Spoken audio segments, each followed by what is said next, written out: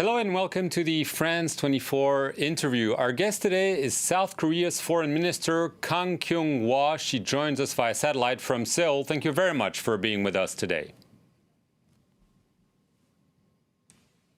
Thank you for having me. Mrs. Minister, South Korea has earned plaudits from around the globe for its tackling of the coronavirus pandemic. The number of infections dropped from 900 a day in late February to less than 30 per day, this without imposing any lockdowns and even holding legislative elections this week. What has South Korea done differently? Let me first begin by expressing my solidarity and appreciation for all the medical staff and the frontline workers who are fighting this unprecedented health challenge around the world. I think the work has been remarkably valiant, but also very difficult, and that has certainly been the case in our country as well. My heartfelt sympathies to the victims and the families who've suddenly lost loved ones in this crisis. Governments are fighting this around the world, and so as government, our solidarity with the governments in the midst of this. As you say, things have stabilized here in my country. The numbers of new infections are now under 50, and that's been a continuing trend during the past week. So yes, we have acted quickly and preemptively, and that is not just our philosophy, but is a reflection of our recent experience. You may know that in 2014, we had a terrible ferry boat accident where we lost 304 lives in the midst of a very inept response by the government at the time. And that has been a collective trauma to all Korean people. And the following year, in 2015, we had a MERS outbreak that lasted for about 3 months, didn't affect that many people, but was very highly fatal.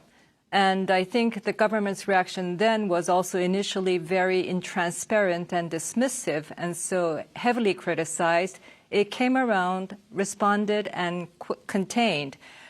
So this government has been very determined to be prepared when disaster strikes. We may not be able to prevent disasters from striking, but we can do a lot to prepare so that we can minimize the human suffering and contain the socioeconomic consequences. So from the very beginning, we were of a mindset and a government machinery ready to act quickly and preemptively, and that is what we have done. And being uncompromisingly transparent and open in the process.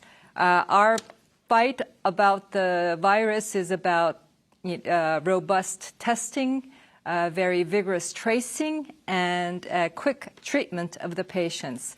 And in addition to transparent and open, we have also been very adaptive in adapting our response to the changing nature of this challenge of a new virus, the nature of which we don't fully understand as yet.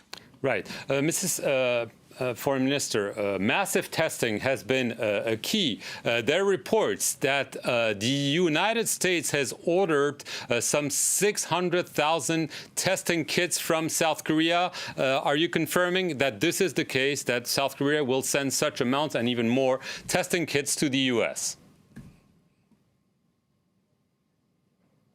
Yes, we are. In fact, I think these are FDA approved, preliminary approval for these, quickly approved, and as a result of a conversation between my president and President Trump last month. And so yes, I think the contracts have been signed, and they should be ready for shipment anytime soon. Right. Obviously... but we are also sending test kits to many other countries as well. Right. Do you fear a quote-unquote second wave of the virus? You've imposed harsher controls for people coming into the country those last week. We've seen this happen in China. Is this a real concern in your country as well? Well, as I said, we don't know fully about the nature of this new virus. We know that it travels very quickly. We know that it's highly fatal to certain people with certain medical conditions, especially among the elderly people. But what we are discovering these days is that those fully cured and released, many of them have been found to test positive a few days after. And so now, we are learning that there's a lot more that we need to learn about how the virus travels, in addition to the need to find cures and vaccines. The nature of the virus, a lot of uncertainties surrounding that, but also, as you say, now we have many cases found among recent travelers that have come back to the country from overseas travel. And yes, and so this is a global challenge. It is not enough that we contain the disease inside the country. This is a challenge that we have to overcome together as a global community. Right. We saw Japan declare a state of emergency, and you've chosen not to impose any lockdown. There are strict social distancing, as they're known, guidelines that have been prolonged. Could you consider harsher measures if you see that indeed the virus is coming back through people coming in or people being reinfected? As I said, our principle has been openness. Obviously, the virus travels with people.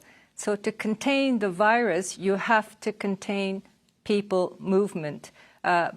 And you can do this from two different approaches. You either respect the freedom of movement of people and make exceptions for those who need to be contained, the patients certainly, but for the close context, or you do the opposite way. You crack down on the movement and you make an exception for the travel.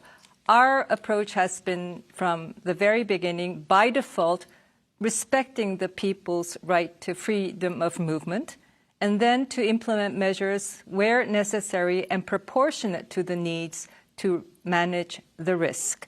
And now, because the risk factor comes with the people coming from overseas into the countries, we have placed all travelers coming from outside the country to 14 days of self-isolation, either in their homes or in government-sponsored facilities for monitoring and testing if necessary, and then hospitalization if necessary.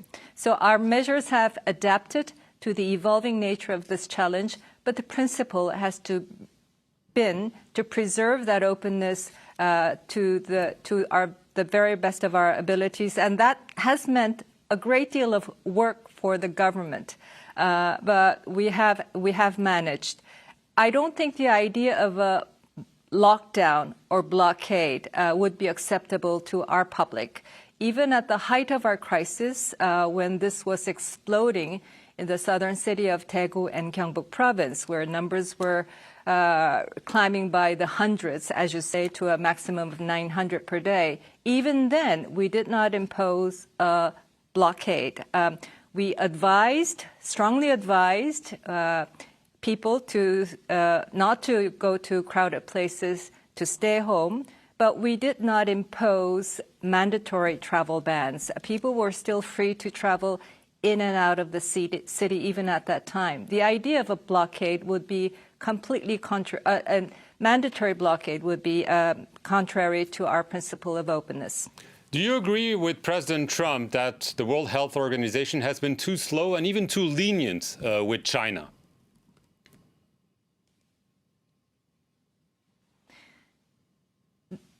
I think in hindsight, we can say a lot of things, but I don't think anybody knew how fast this virus would travel at the very beginning. For Korea, the WHO has been a very collaborative and very helpful partner throughout this challenge.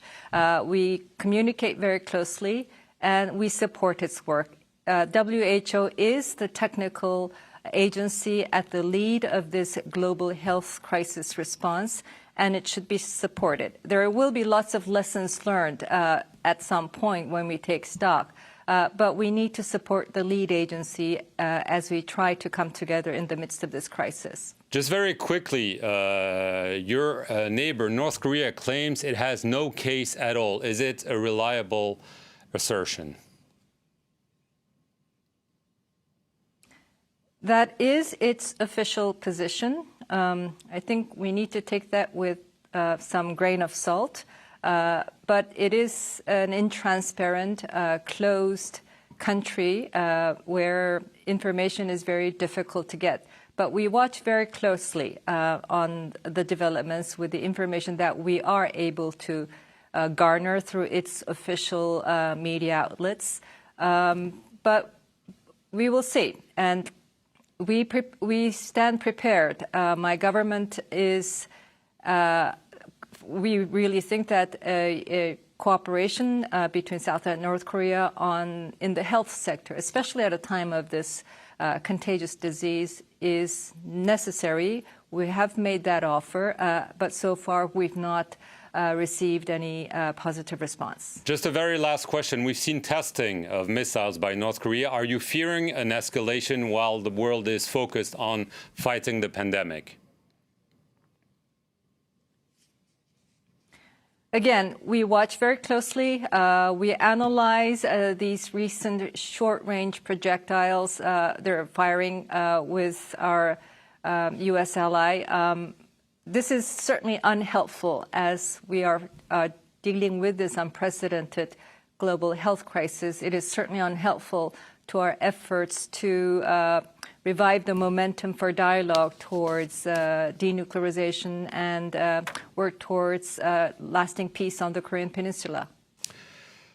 Foreign Minister Kyung-wha, thank you very much for being with us here on France 24 from Seoul and telling us about how your country is fighting coronavirus. Thank you for watching this interview.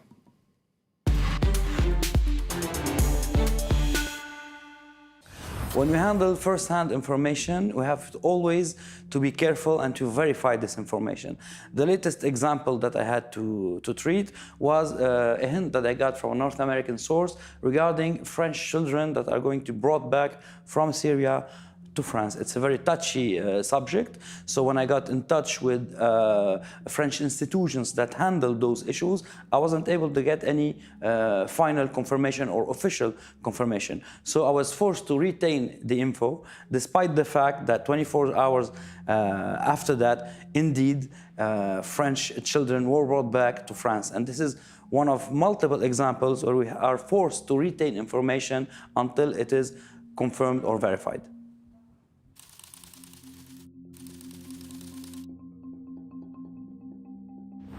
Liberté, égalité, actualité.